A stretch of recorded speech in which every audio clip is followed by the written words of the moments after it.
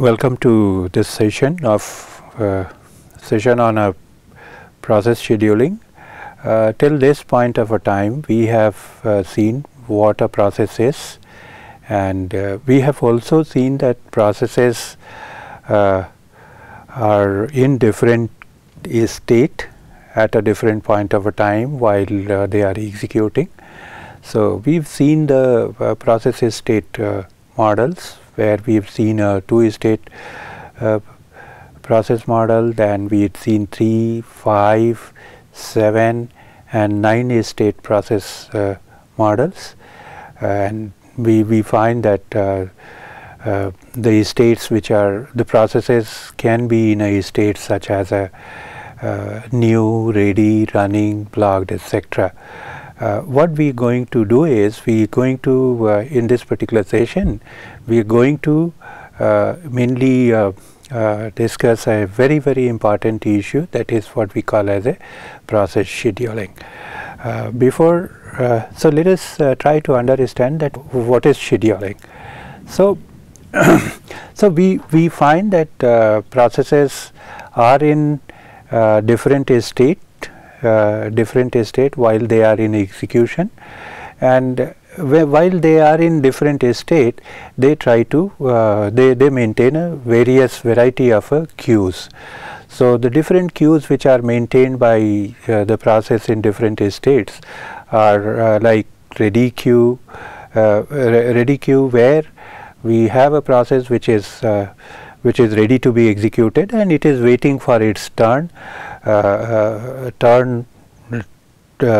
to get CPU allocated.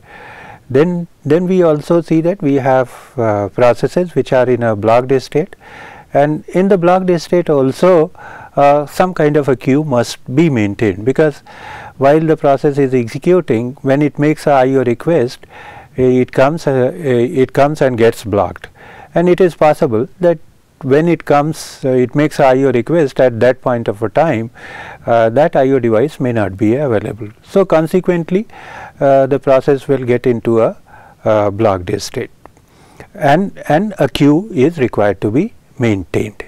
So we find that in different states, while the processes are in different state, at certain state a queue is required to be maintained, and since there is a queue, then some kind of a decision making is going to be involved, that whenever a process from the queue is required to be moved from one state to another state, some kind of a decision making is going to be involved. So the decision making can be that when to move the process from one state to another state, or another decision could be that which process out of a set of processes which are there in the ready queue, which of the process should be moved from one state to another state. So essentially, meaning to say that transition from a state, one state to another state, involves some kind of a decision making, and whenever such a transition would occur, we know it clearly that OS would require to carry out some kind of a housekeeping activity. For an example, if we say that a process is one process which is going to move from ready state to running state, this could require what we call as a context switch. That is, an executing process has to be stopped, and its context is required to be saved, and the ready process, the process which is in a ready state, its context has to be loaded and the execution has to be started. So OS would require to carry out such kind of a housekeeping activity. In a very basic manner, if we try to say that what is the function of a scheduling, so we can say that scheduling is nothing but it is a mechanism to manage queues. It tries to minimize the queuing delay, and it attempts to optimize the performance of a executing process in queuing environment. and scheduling would essentially determine that which process will move and which process will wait. Based on the frequency of an invocation, that how frequently the decision making, scheduling decision making is going to be carried out. The schedulers are classified as a long term scheduler, mid term scheduler, short term scheduler, and the last one is a IO scheduler. So let us with the help of a state transition diagram, let us try to see that what are the states and what are the queues which are maintained at a different states, and then also see that which kind of a scheduler is used while transiting from one state to another state. So the very first thing we should see that we have something known as a long term scheduler. So long term scheduler is essentially used for moving a process which is in a new state to the ready suspended state or to the ready state. So this is a place where a long term scheduler is used. Then we find that we have a mid-term scheduler. Mid-term scheduler, we can very clearly see that ready suspended state to ready, that is we have a swapped out process which is in a ready suspended state, and we are essentially bringing in this process to make it a ready. So this is what we call as a mid-term scheduling, and then we have same thing here, that is a blocked suspended to a blocked.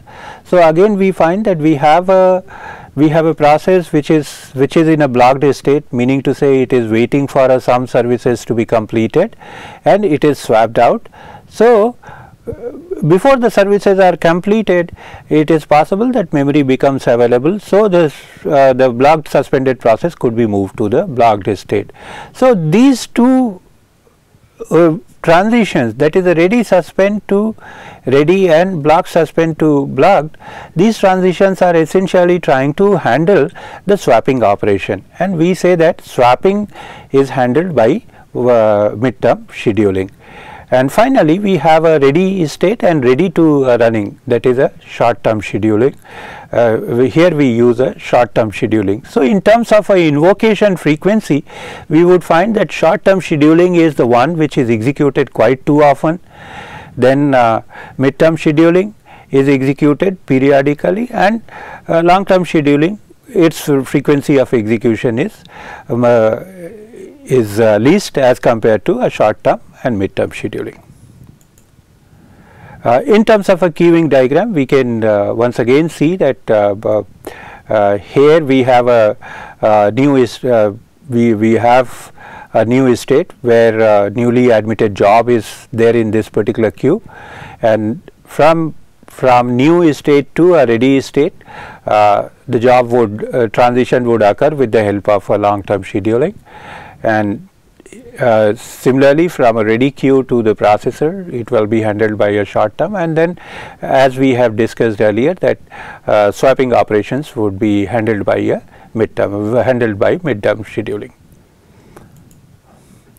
Let us try to understand a bit about long-term scheduling, bit more about a long-term scheduling and why this is required. So we can very clearly see that long-term scheduling, the process moves from a new state to ready suspended or ready state. So we find that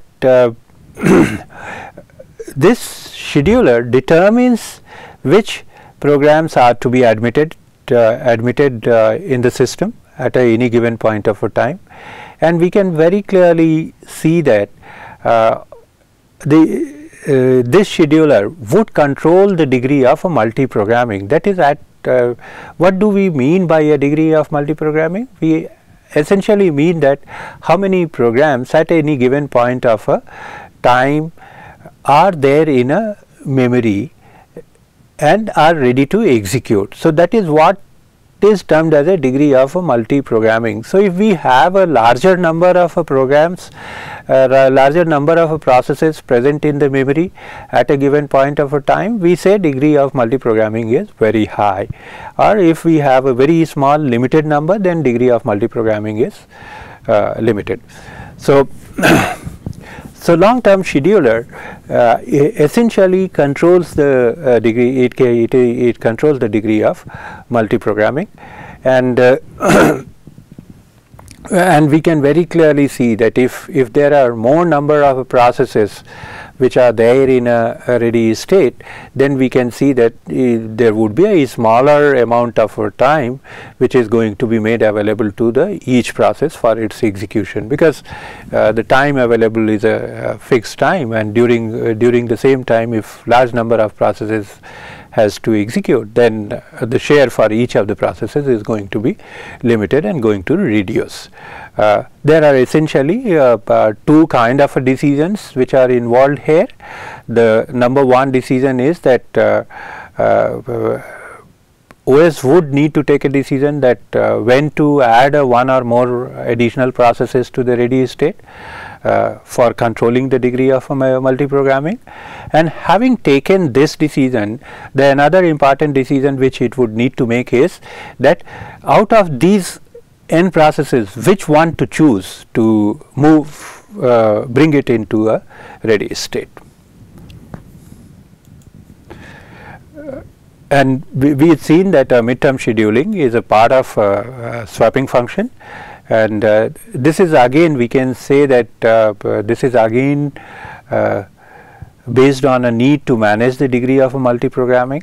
The swapping operation, we clearly understand that swapping operation is carried out to create more resources for the set of executing and ready processes.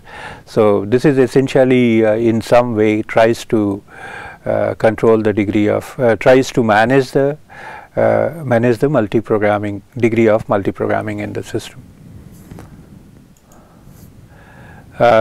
Short-term scheduler. Short-term scheduler is a most frequently executed scheduler, and it is also known as dispatcher, and it gets invoked under mainly four different conditions. The one could be that whenever a clock interrupt occurs, the processor will get interrupted.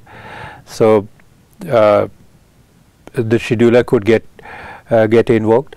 The clock, why the scheduler should, the question which we need to ask is that why the scheduler should get invoked when the clock interrupt comes.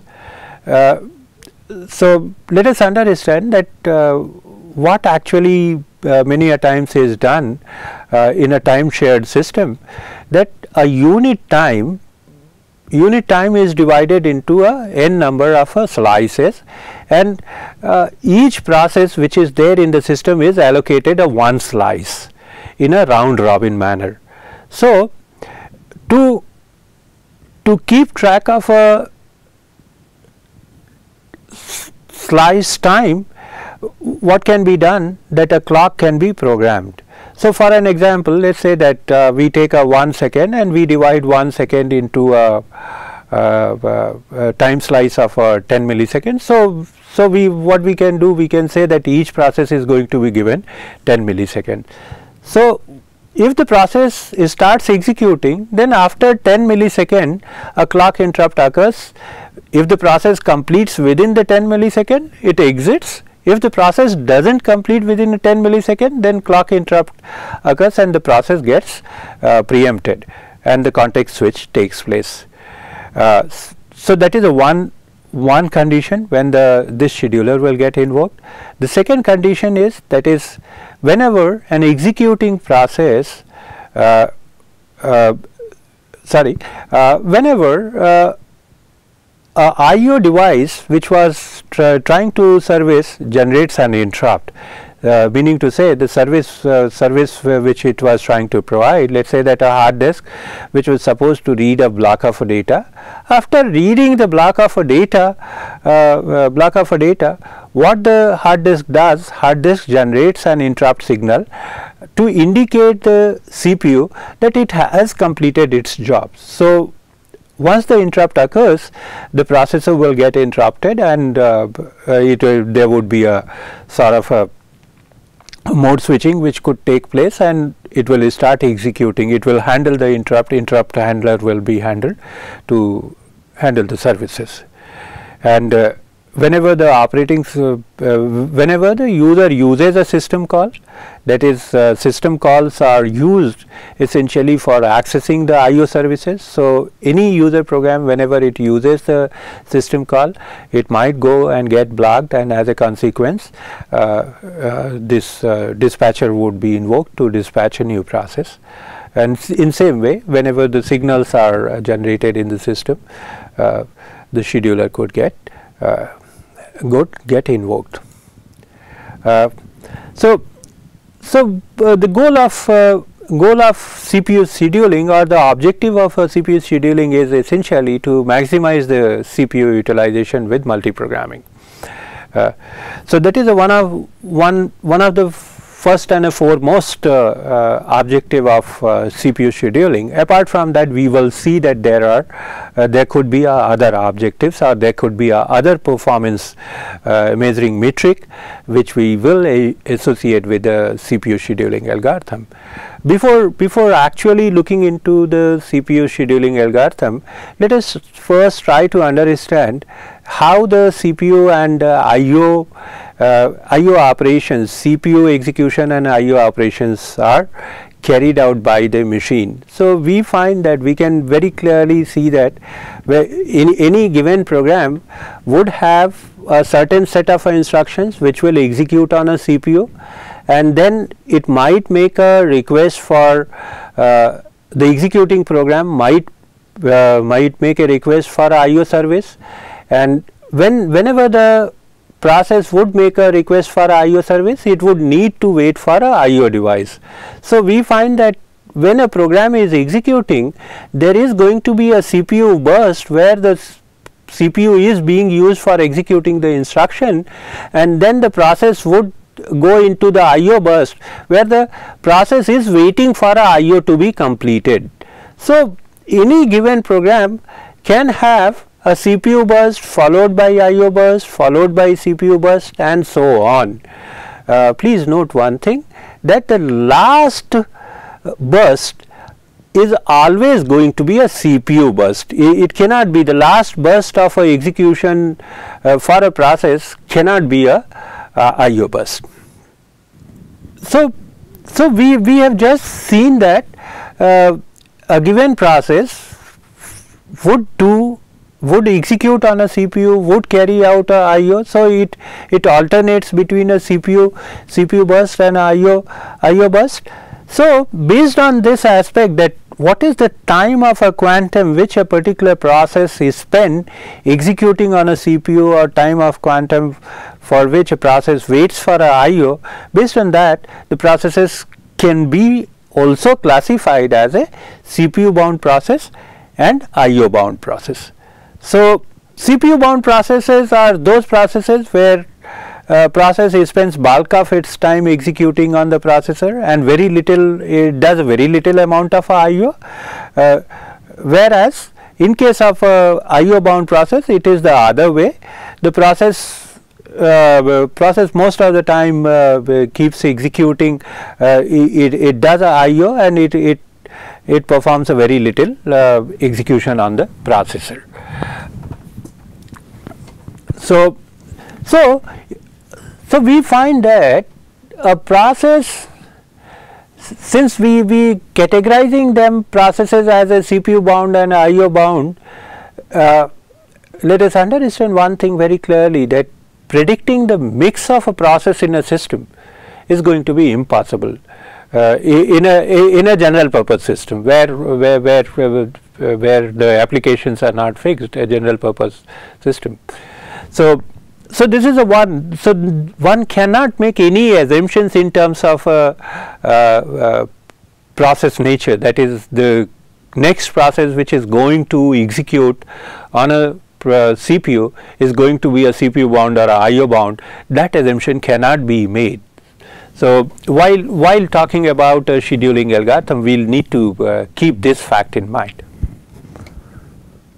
One of the observations, we should see that most of this particular diagram shows the burst duration on a x-axis. So we have a burst duration indicated in a millisecond. So we have a 0, 8, 16, 24 and so on a x-axis, and then the frequency, the number of processes which are which use that kind of a burst. So we find that most of the processes, they require a very small amount of a CPU burst, probably a less than 2 millisecond. Very few processes, they require a large amount of a CPU burst, that is a CPU burst greater than 8 milliseconds are very small. So this is a one fact which probably one can bear in mind and use it while designing new scheduling algorithms. So let us see that, let us once again coming back to the CPU scheduler. So in this particular session, what we are going to mainly focus upon, we are going to mainly focus upon a short term scheduler, and that we call as a CPU scheduler. So in case of a CPU scheduler selects one of the processes in memory that is in a ready state and allocates the CPU to it. So once again re-emphasizing that under what conditions the CPU scheduling is going to be invoked. So the number one, that is whenever a process switches from a running to waiting state, that is whenever a process is executing and it makes a IO request. So a new process, this process making IO request gets suspended or gets blocked, and a new process is required to be executed. So the dispatcher or a scheduling decision is required to be taken at that point of time.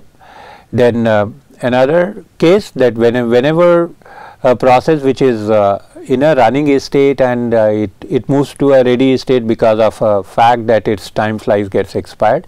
So at that time, once again the scheduling decision is going to be invoked, the scheduler is going to be invoked, or whenever the process, though this is not very apparent, that whenever the process moves from a waiting to a ready state, at this point of a time also the scheduling can be invoked.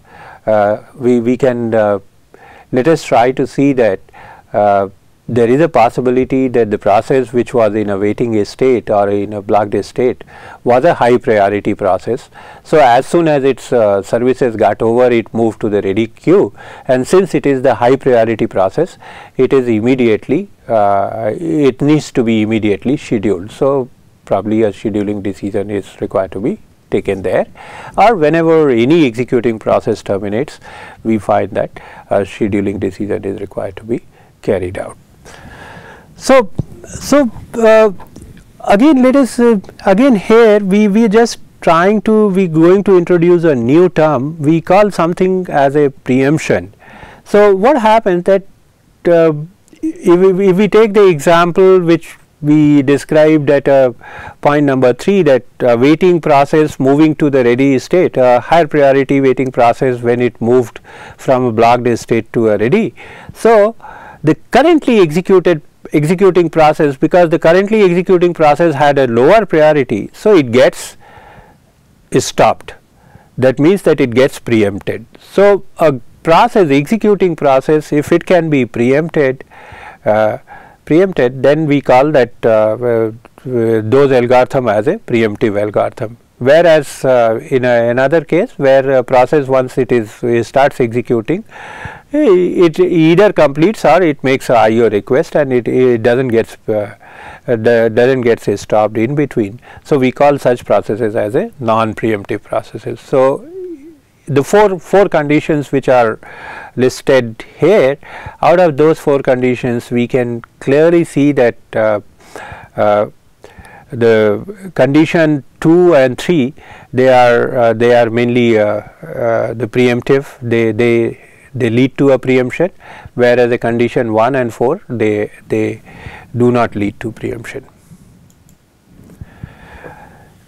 We know that scheduler is also known as a dispatcher. So any operating system has a dispatcher module which gives control to the CPU, and the scheduler invocation, whenever the scheduler is invoked, the functions which it needs to perform is the number one, what it needs to do is that it needs to do a context switching. That is, currently there is a currently executing process on the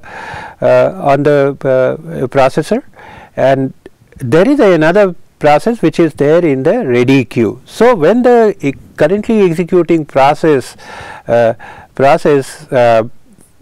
time slice expires, or it moves to a blocked state, so what is required to be done is that the entire process context of the executing process is required to be saved. So that is the first one thing which is needed to be carried out. And the process which is in a ready state, its context is to be loaded into the memory. So dispatcher would need to carry out the context switch, that is stopping the running process, saving the context of a running process, and loading the context of a new process, the process which is going to get executed is to be carried out. We call such a thing as a context switch.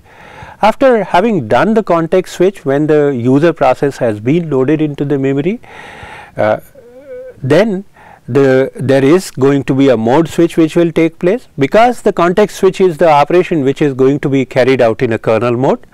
So it will switch to the user mode, and after switching to the user mode, what dispatcher does is dispatcher simply jumps to the starting location of the user program, from where the user program is required to be executed.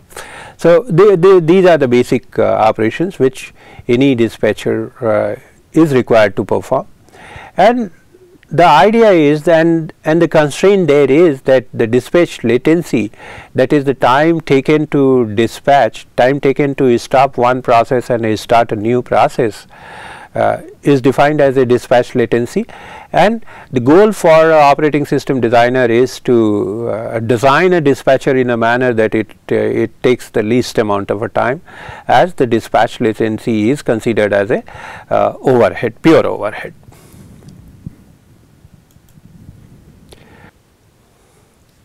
So as we have been talking about using multiple scheduling algorithms, then immediately we need to ask a question to ourselves, that if we have many algorithms, then what are the advantages of one algorithm over the other is, and we should have some means of measuring the performance of a given algorithm.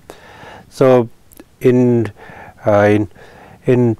next few minutes, what we are going to do is we are going to discuss certain performance measuring metric or performance measuring parameter. One of the such performance measuring parameter is a very important performance measuring parameter is a CPU utilization. As a OS designer or from the system designer perspective, one would always want a CPU utilization to be 100%. So CPU utilization can be one of the performance measure that given a scheduling algorithm, for how much period of a time CPU is kept busy. So the CPU utilization can vary from 0 to 100%, and we usually notice that in a real systems it varies from 40% to 90%, 40% to 90% utilization, and often if you would see that CPU utilization touches to a 90%, one would start finding some kind of a degradation in the system performance. So ideally if system is we need to monitor the system, and if the CPU utilization is going going above a certain level, let's say a 60% or 60%, 70%, then we should start looking at a application or start looking at a overall load of the system.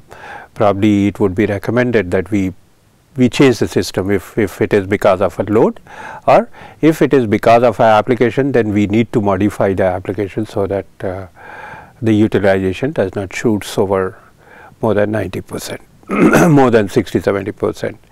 The another performance measuring parameter is a throughput. Throughput is an important parameter from the system designer perspective. It tells that number of processes that complete execution in per unit time. So as a system designer, we would always aim at a system which would produce maximum throughput, that is maximum number of processes per unit time. So throughput is an important parameter.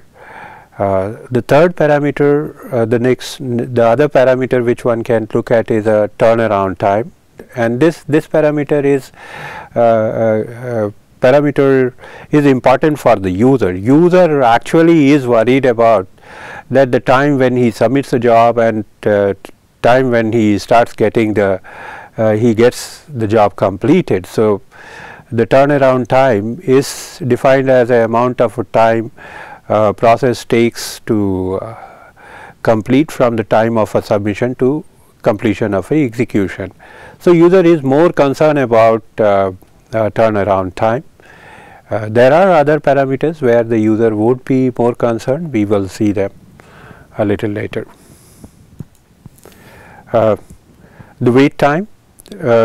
The another important performance parameter is a wait time, that amount of time a process is going to wait in the ready queue.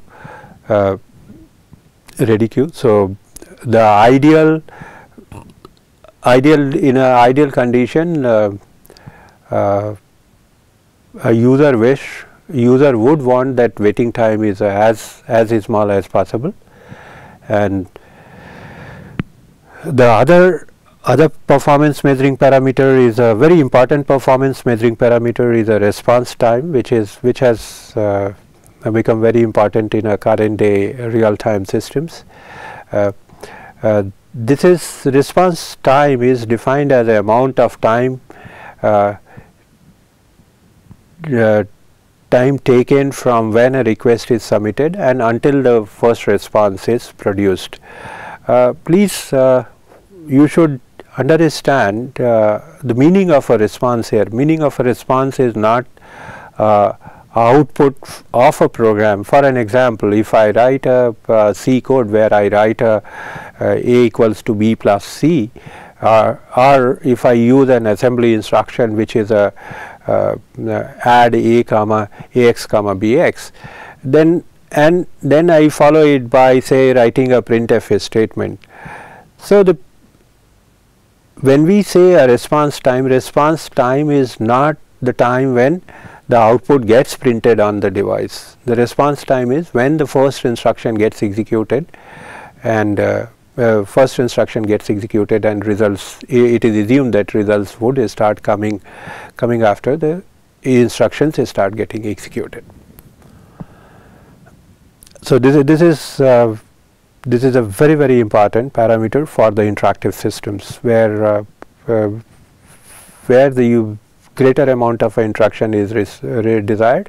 A response time is a very important parameter.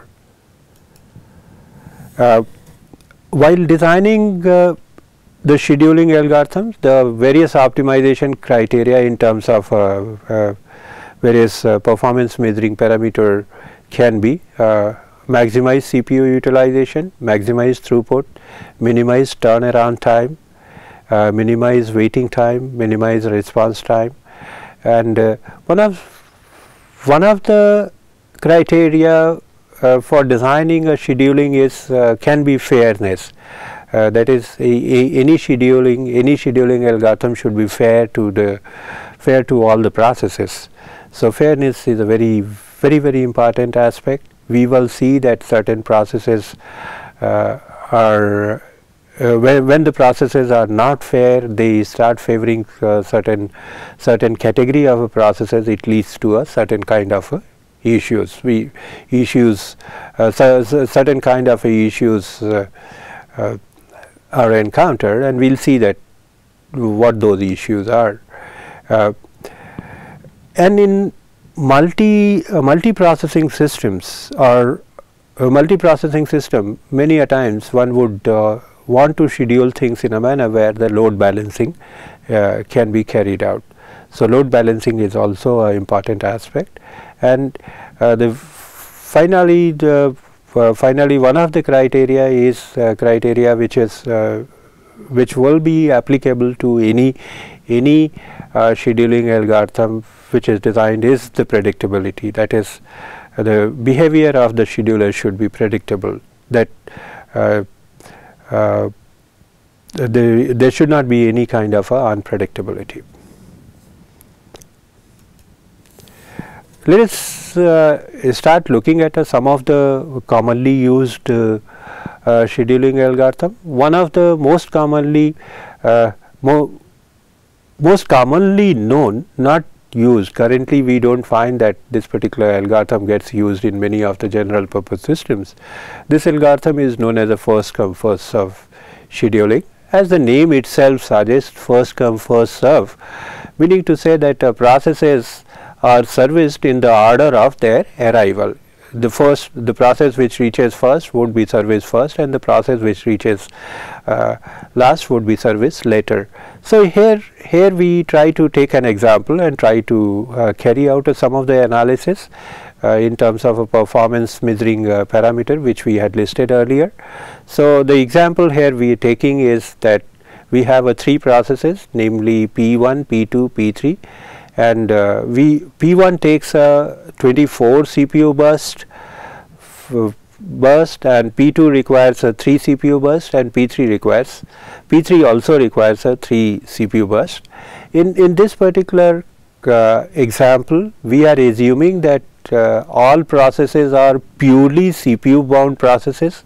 They do not do any IOs, whereas in practical scenario one would find that the processes are not going to be purely CPU bound. They would do some amount of IO as well, or many of the processes could actually be purely CPU bound. So let us do a bit of analysis for this.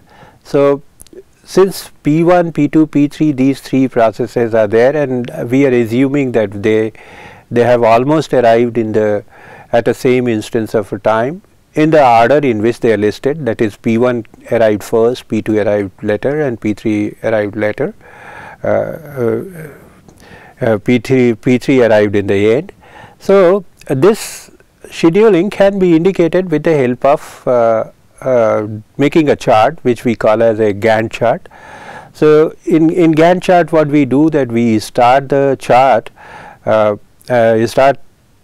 with a starting time as a 0, and then whatever process is required to be scheduled, that is indicated here. So the first process, that is a P1, gets scheduled because it had arrived first. So and it requires a 24 CPU burst. So it executes from 0 to 24, and we should notice this. Notice one thing here, that the characteristic of a first come first serve scheduling is run until done. That is, so it is started, and at a 24 it executes. It completes its execution. So after P1 is executed, then P2 starts. P2 starts, it executes for a 3 unit of time and it completes its execution, then P3 starts. So, in a 30 units of a time, all the 3 processes would complete their execution. Let us compute certain values here, compute certain performance measuring parameter. So, one of the thing which we would want to measure is a wait time. So, the idea is that the algorithm should minimize the wait time. So, let us see that whether in case of first come first serve such a thing happens or not. So, let us compute the wait time. So, since P1 gets executed as soon as it arrives, so wait time for a P1 is a 0 and P2 would need to wait till the P1 gets executed. So, therefore, the wait time for a P2 is 24 units and P2 completes at a 27 unit of a time and then only the P3 starts. So, the wait time for a P3 is going to be 27. So, we find that P1 has a wait time of 0, P2 has a wait time of 24 and P3 has a wait time of 27. So, we try to find out the average wait time and average wait time if we compute we would find that average wait time is going to be 17. Let us compute another parameter. The second parameter which we could compute is a turnaround time. So, since P1 is started at a time 0 and completed at a 24. So, the turnaround time for a P1 is 24. For a P2 it is started at a 24 and completed at a 27, whereas it has actually arrived at a time 0. So, the turnaround time is the time when the process arrived and when it completes. So, for this it turns out to be 27 and similarly for a P3 we find that it is going to be 30. One thing we can notice here that the values, these values 24, 27, 30 normally may not give us any idea that how well the system is performing or whether the turnaround time is good or bad. We would not get any idea by just looking at these values. So, to make it a little bit more meaningful, what is normally used is what we call as a normalized turnaround time.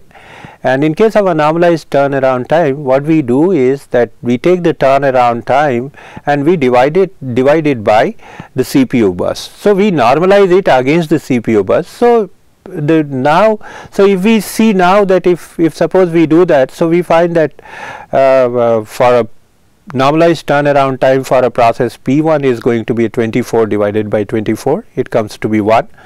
This is the best thing, that is it's sort of indicative that it didn't take any wait time, it was not involved in any wait time. It had spent the value 1 is indicative that it has spend only that much time what was required for the executing the process. That is what the number 1 would indicate. In a next case where for a P2 case, when we see that it is a 27 by 3, so the value comes out to be 9. So, we can very easily say that normally if the process P2 was not required to wait, it would have only taken 3 units of time.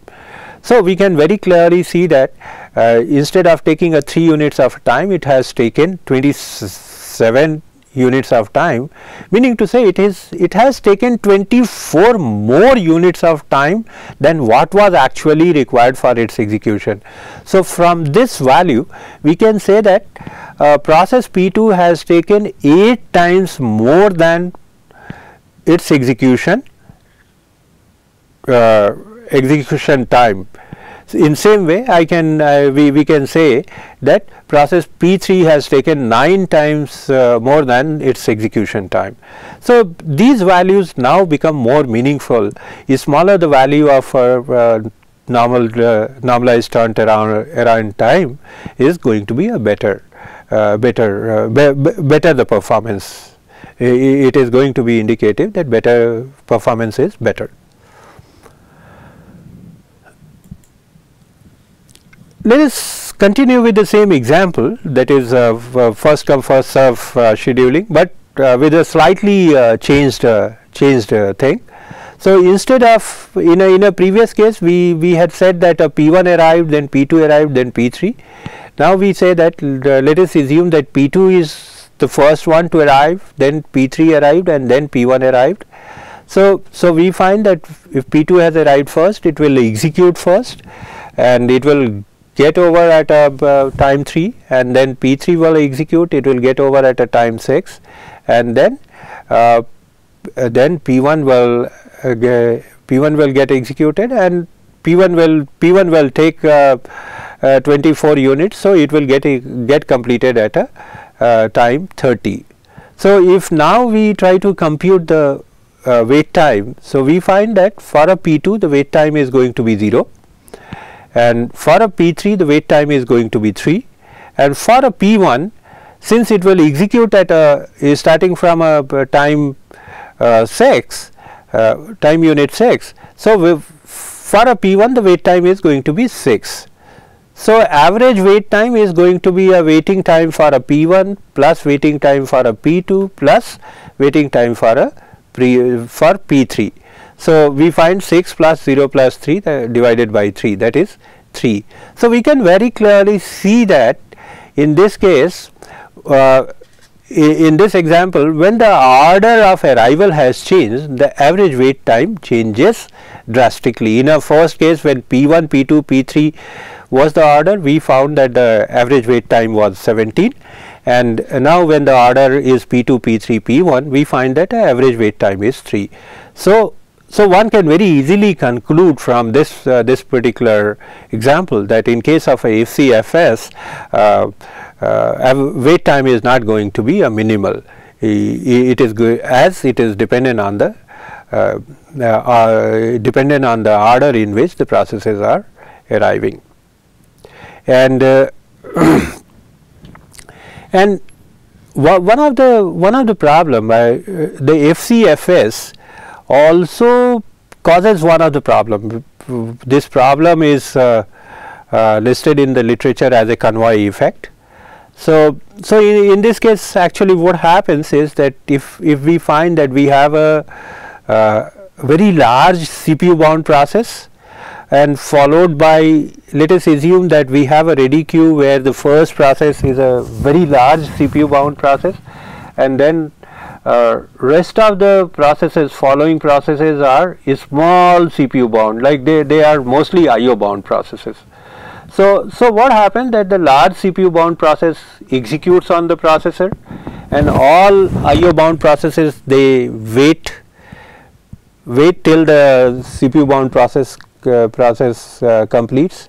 And let us assume that when CPU bound process goes for a IO, so while it will go and get blocked, and now what happens that all the IO bound processes in the queue would radially come and execute quickly on a CPU, and since these are IO bound process, they quickly issue the IO system calls, and they also come and get blocked on a IO device. So we can see that what happens, a sort of a convoy forms, and the whole thing moves in a convoy, that these CPU bound processes will always be trailing the IO bound processes will always be trailing a CPU bound process.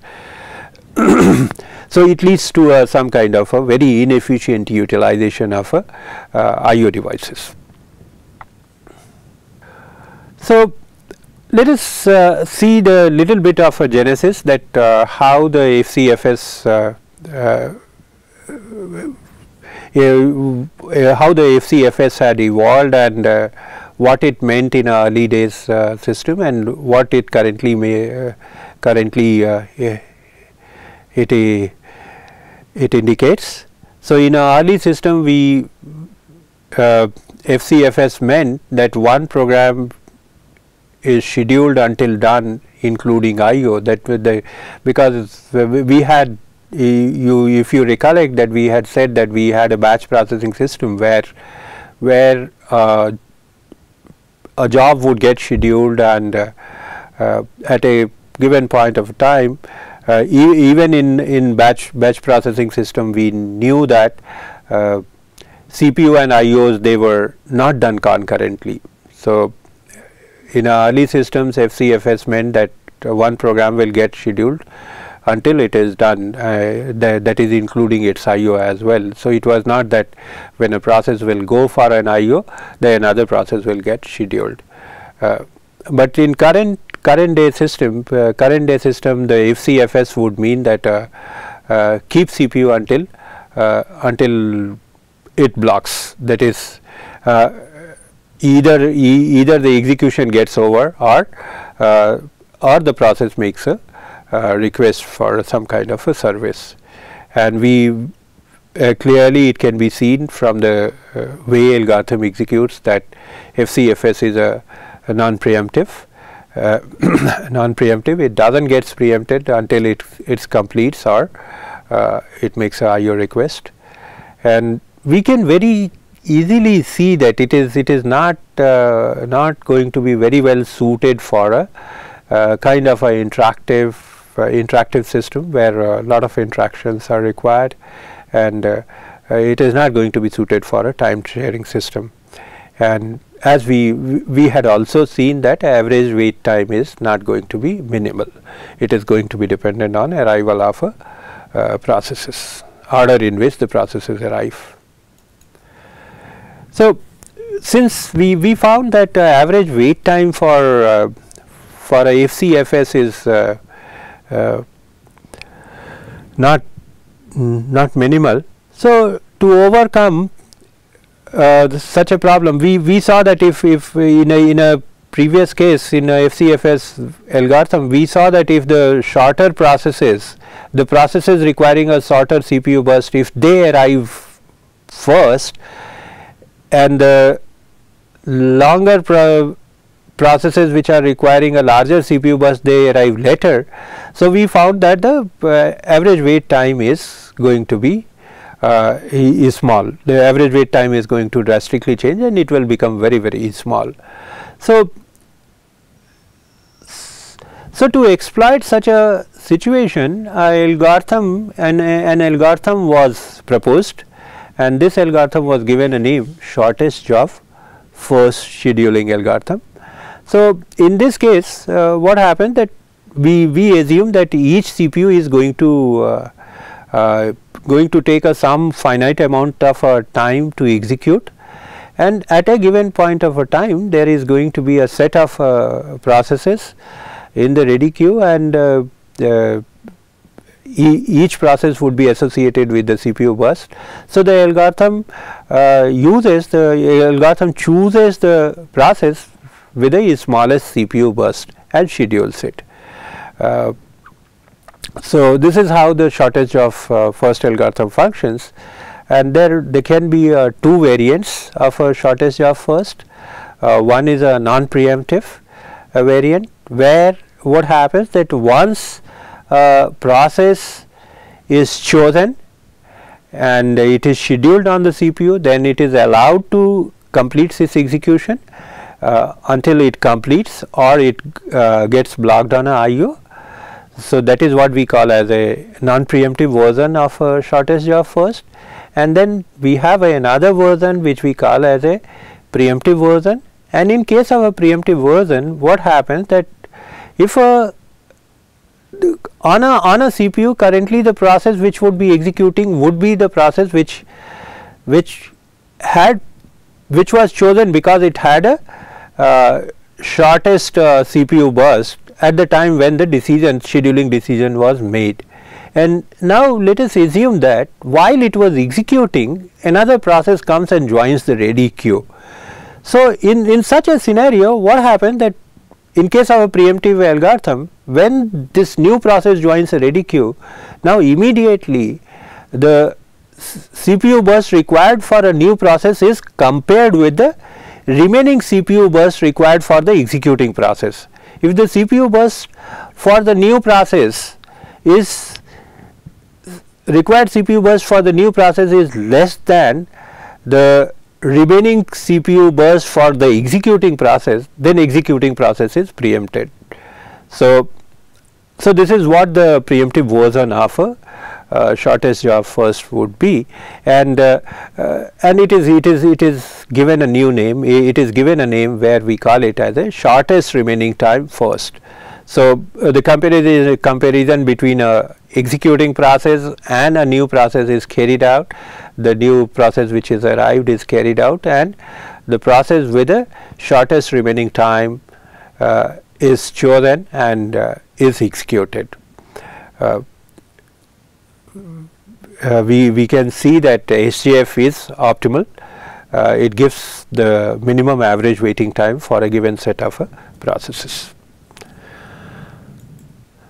Let us take an example and run through it and see that how the average waiting time would change, or how the average waiting time can be computed. So in this case, in this example, we are taking 4 processes: process P1, P2, P3, P4, and we are also mentioning arrival time. So process P1 arrives at a time 0, process P2 arrives at a time, P1 arrives at a 0 and takes say 7 CPU burst, requires a CPU burst of a 7 time unit. P2 arrives at a 2, requires a CPU burst of a 4 time unit. P3 arrives at a 4 and requires 1 time unit, and P4 arrives at a 5 and requires a 4 CPU burst. So let us just see that how this particular thing is going to get executed when HJF algorithm is used. So since P1 is the process which has arrived at a time 0 and there are no other processes, so this is the only process which will start executing, and in case of a non-preemptive, so once the P1 is started, it would complete until it goes for an IO. So these processes here we have chosen, we are assuming that there is a no IO involved.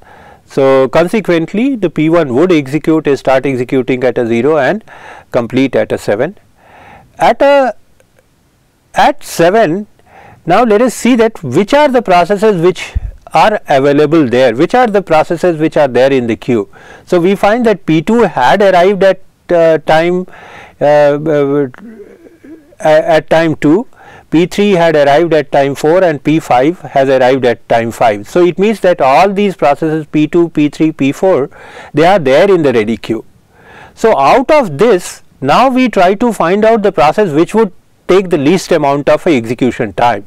So from this we can see that P2 and P4 require a 4 unit and P3 requires a 1 unit of execution time. So P3 is the one which would require a least execution time.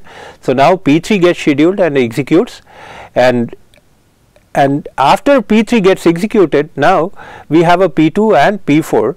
Since P2 and P4 both of them would require they require a same unit of a CPU burst, so the tie can be arbitrarily broken. That is, probably one can generate a schedule where P2 is scheduled here and then P4, or P4 is scheduled here and then P2.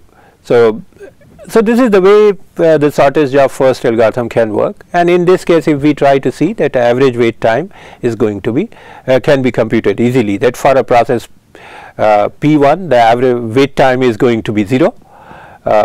For process P2, since it arrives at a 2, it would for a process P3 which is executed next, since it arrived at a 4 and it starts executing at a 7, so it needed to wait for 3 units. So for a P3 the wait time is 3, and for a P2 it arrived at a 2, but it starts executing at a 8. So, we can say that it is going to be a 6, and in same way we can compute for it arrives at a 5 and executes at a 5. So, starts executing at a 12. So, it requires a 7 unit of a wait time. So, from this we can compute the wait time.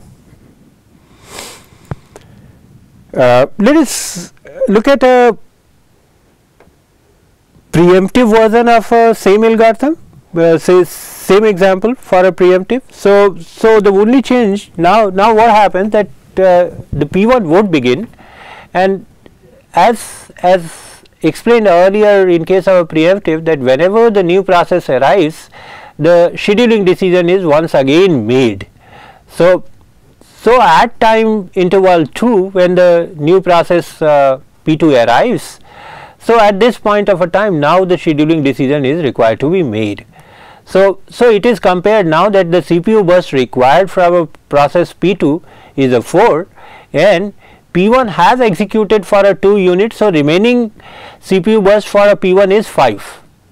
So one finds that a CPU burst required for a P2 is going to be less than the remaining CPU burst for a P1 at time interval 2. Therefore, a decision is taken that P2 is scheduled, P2 is to be scheduled. So, P2 gets scheduled.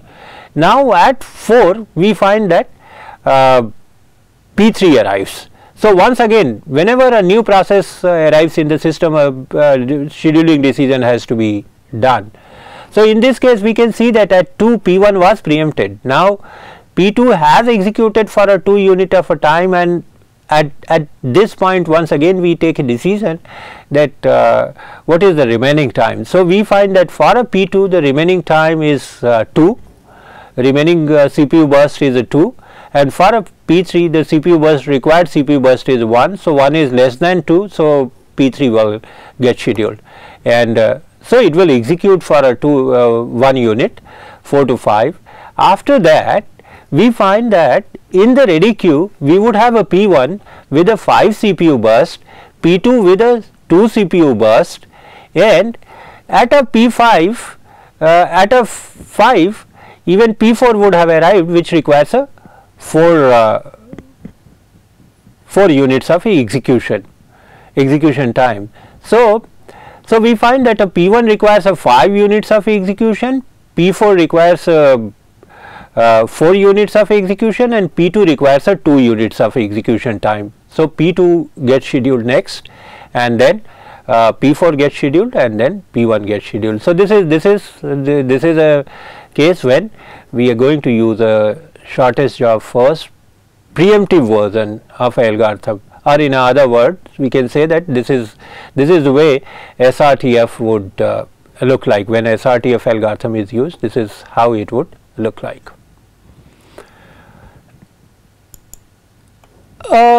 See, while talking about a shortest job first, one of the assumptions we have been making is that the CPU bursts for all the processes are known a priori, which is not the case. Like we know that when a process would come, when process is started, one would not know, there is no means that by which a system would be able to find out that how much time a given process is going to take for its execution.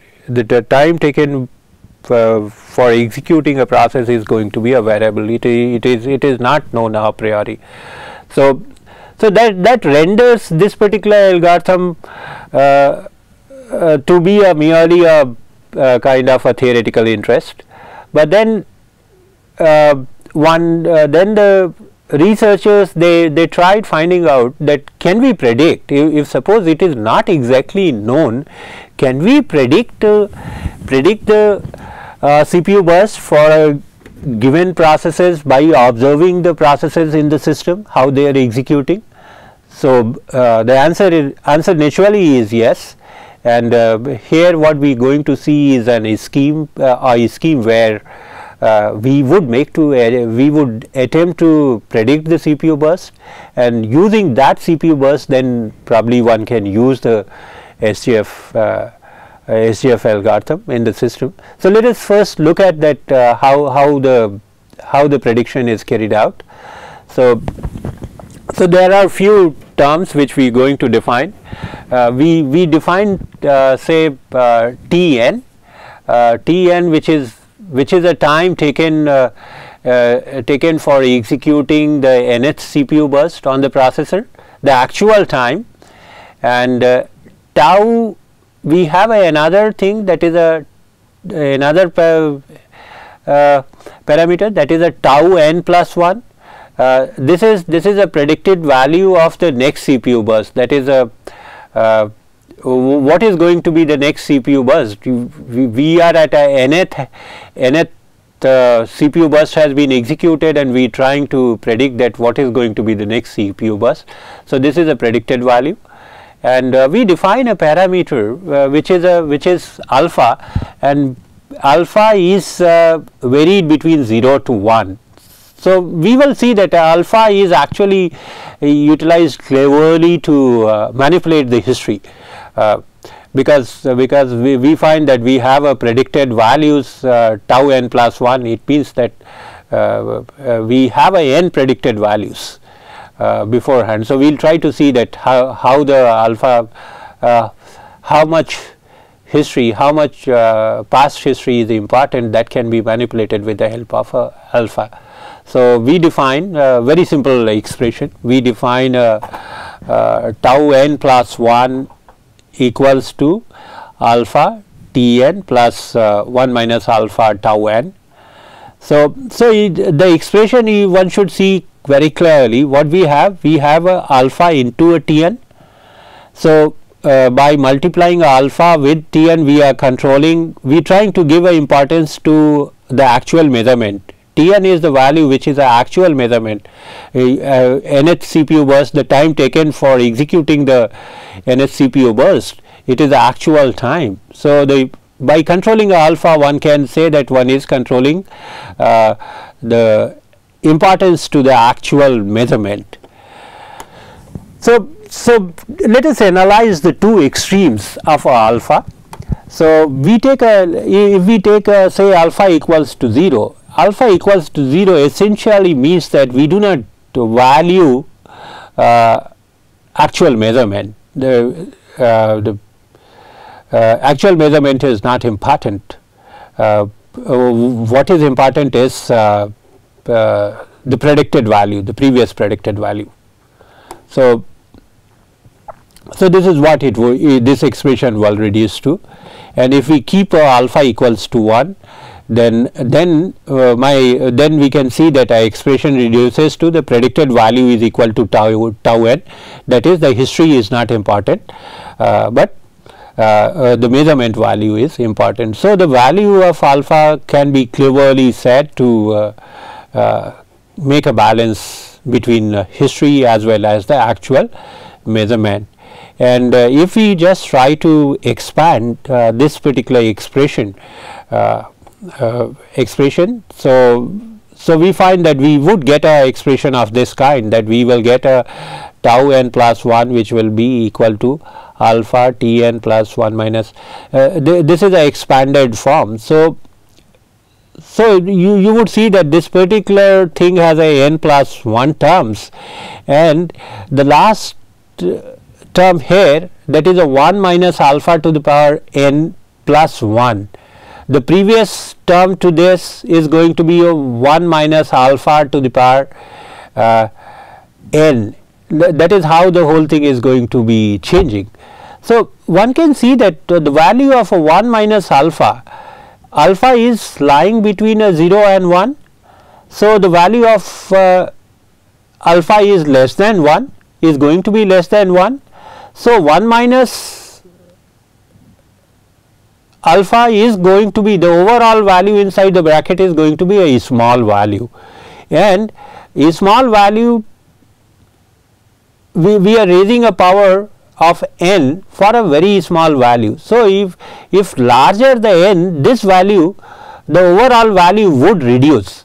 So this value would reduce. So one can very clearly see that from this expression, that as the n increases, the history becomes lesser and lesser important. T0 is the predicted value at a time 0, and it becomes insignificant. So, over the period of time we would see that as the history progresses, this expression would lead to a case where your older value will start becoming insignificant. So, the expression wise, this expression seems to be a very good representative of predicting the CPU burst.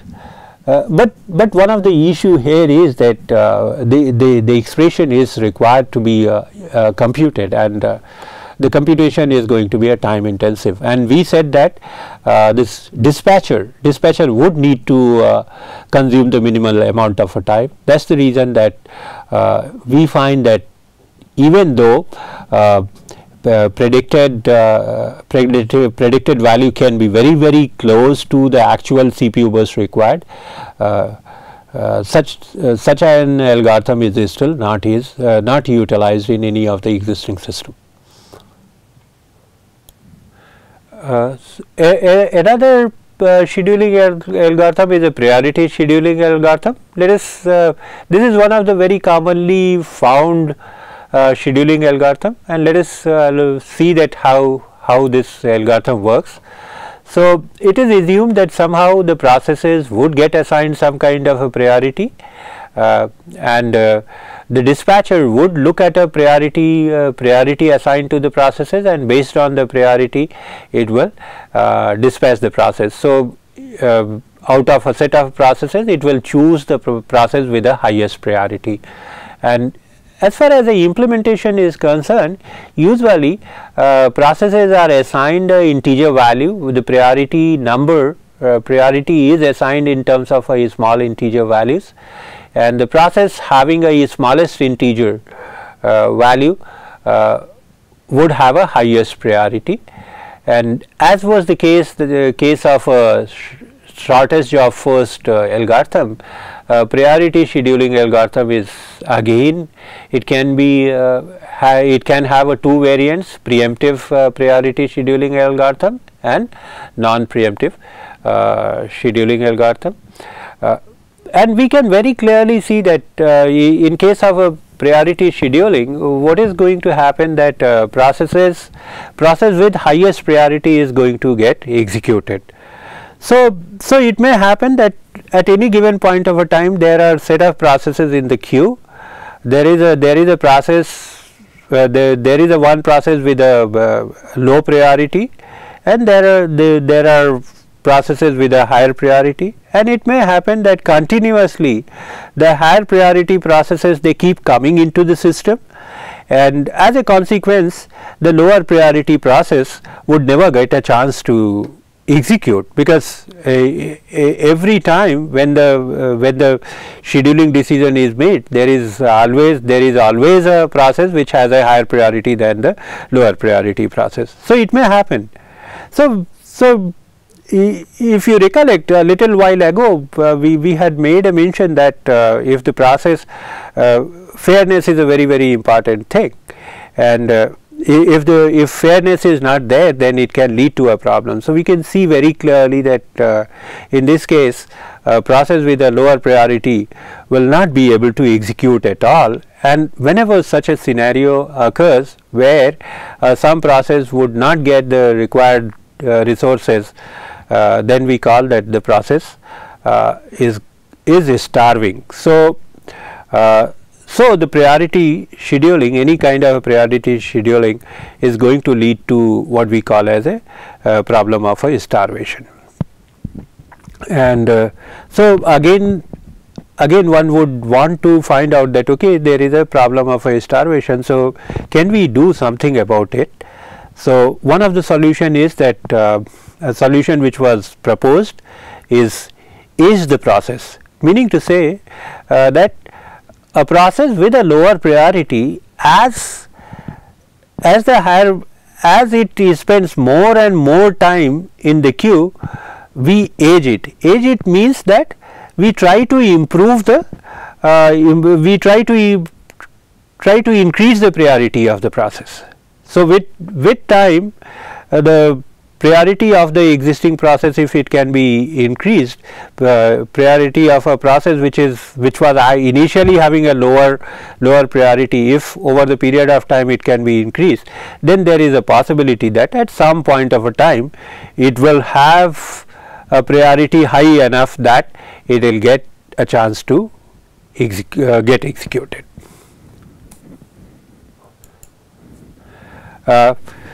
The another very important scheduling algorithm, that is a round robin scheduling algorithm. In case of a round robin scheduling algorithm, what usually happens is that a system has a 1 unit of a time, and this time is divided into a small time slices. So what is done, that each processes, they get a small unit of a CPU time, which we call as a time quantum, and usually this value is kept very small. It would be of the order of milliseconds. So we have a ready queue, and ready queue, the processes are arranged in the ready queue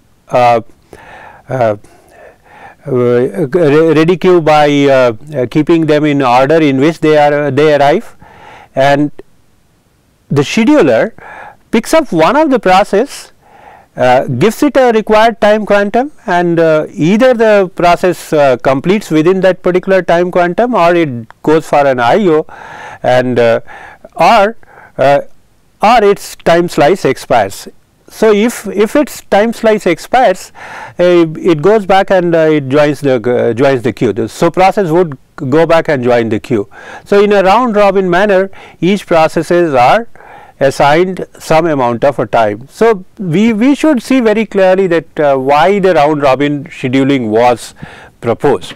The round robin scheduling, we had seen the case of priority scheduling, and we saw that in case of priority, there can be a processes which are going to be a lower priority, and there are processes which are going to be higher priority processes, and lower priority processes could ease staff. So overcome this particular problem, the round robin can be a better option, where every process is guaranteed to get some execution time. So this is what this was one of the objective. The another objective was that there can be processes which are interactive processes, and they require a greater response time. So for such kind of a system as well, the round robin scheduling algorithm performs better, would perform better. So so in this case, what happened, that if we have a n number of processes in a ready queue, and we say that the time quantum which is going to be allocated is going to be q, then each process gets a 1 upon n of the CPU time in chunks of at most q time unit. So we can if we just try to analyze this particular algorithm and try to see that what happens if we keep a time quantum to be very large. So we can see that it will degenerate to FIFO, because the queue, ready queue, is maintained by keeping the processes in the order in which they arrive, and the scheduler just picks up the process from the queue, from the from the head of the queue, and schedules it, and the new processes, they keep joining at a tail of the queue. So if the time quantum is kept as a time quantum for a round robin process is kept very large, then in that case we can very clearly see that the round robin scheduling algorithm will degenerate to FIFO, that is the first come first serve basis. And we will also see that if the time quantum is going to be kept very small, then in that case we would find that our scheduling overheads can become very high. So we will see this particular thing with the help of an example. Let us just quickly try to see that how this particular algorithm works. So in this case, we taking an example where we say that we have a process P1, we have 4 processes with a specified CPU bus, that is 53, 17, 68, 24. So and we defined q equals to 20. That is a time quantum to be equal to 20. So at a given point of a time, the process would be assigned a 1 time quantum. So let us see that how the whole execution is going to take place. So in this case, please note that all these examples which we have been using till now, we are assuming that these processes are not requiring any IOs. They are pure CPU bound processes. If there are IO, the examples can be dealt separately. So first P1 is going to get scheduled because it has arrived first. So it will execute for 20 units, and if we see that it requires 53 units of execution time, whereas since time slice allocated is a 1 time quantum, so after executing for 20 units of a time, P1 will get preempted. Now P2 will get scheduled. So P2 requires a 17 unit, it does not require a 20 unit. So we find that P2 will complete at 37. When P2 completes at a 37, now P3 gets scheduled. So P3 will get executed for a 20 unit, then P4 will get executed for a 20 unit, and then once again P1 will get executed for a 20 unit. So in this way one can see that how the processes in one by one in a round robin manner they are going to get executed. So one can see very clearly, as opposed to first come first serve or priority or SJF, where the processes non-preemptive SJF, where the processes once scheduled will get completed. In this case, you would see that the processes would begin, and periodically they will keep getting chances to execute. So one can very clearly see from here that this will lead to a higher average turnaround time. The turnaround time in this case is not going to be small. It can actually be higher.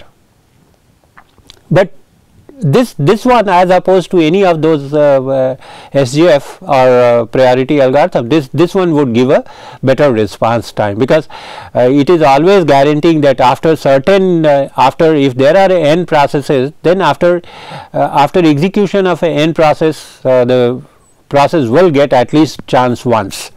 So this will give a better response. So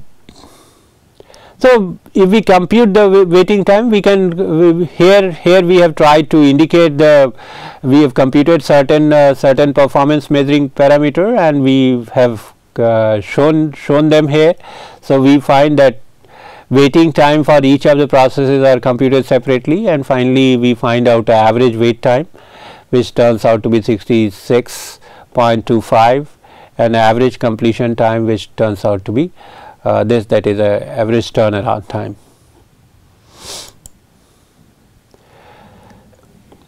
So if we try to look at pros and cons of a round robin, we find that it is better for a short job, and for longer jobs the context switch time will keep adding up. So we will see that we will just try to see this with the help of example. What happens if there is a long job and time quantum is small, then how the overhead increases. So here is an example. In this example, we can see that we take an example where we say that a process execution time is, let's say, 10 units. It requires a 10 units of execution time, and if the time quantum kept is a 12 unit, then the process would start and finish before the time quantum gets over. So, we find that it will require a zero context switch. There would be a no context switch requiring, once started it will complete. Now, let us assume that if time quantum is halved, that is instead of 12 if it is made 6. So, in this case we can see that a process P, this process would start, it will execute, then one switch, context switch, and then it will execute, because after executing 6 units of a time this process could actually get preempted and it will execute. So, there would be a so in this case we can see that there is going to be a one context switch, and if suppose we reduce the time quantum further and say that make it to a 1, then we find that at least minimum 9 context switches are going to be required before this particular process is going to get completed. So, one can very clearly see that for a long processes the overhead pertaining to the context switch is going to be high, it will keep adding up. This graph essentially indicates that turnaround time can vary with the time quantum. So,